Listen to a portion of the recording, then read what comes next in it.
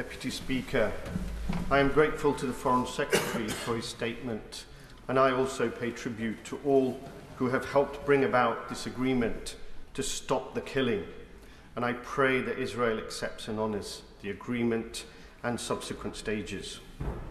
The Foreign Secretary spoke about darkness, and October the 7th was indeed a dark day for innocent Israelis and Palestinians and humanity. However, it would be unjust not to acknowledge that the Palestinians have been suffering dark days every day for over 75 years, with the UK and international community turning a blind eye and many aiding and abetting.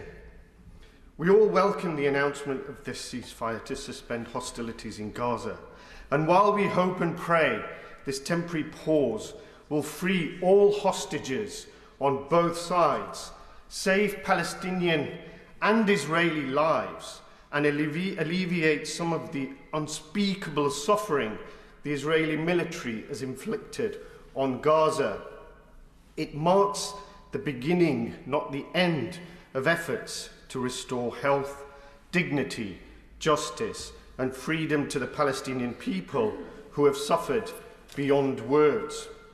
Will the Foreign Secretary confirm that the UK will oppose any attempt by Israel to annex or settle parts of Gaza or further parts of the West Bank?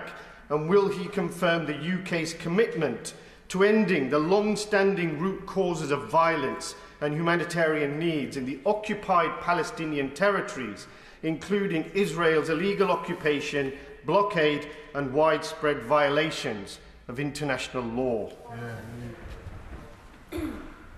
Well, can I say to the honourable gentleman that I suspect that we might disagree sometimes on matter of politics, but I've always respected in the short time that he's been in this House the kind of humility and the faith that he brings to the strength of his questions, and I felt that again today. And let me be absolutely clear that we stand opposed to expansion, we stand opposed to the violence that we see, and we are opposed to any talk of annexation which would breach international UN resolutions that successive governments here in the United Kingdom have supported.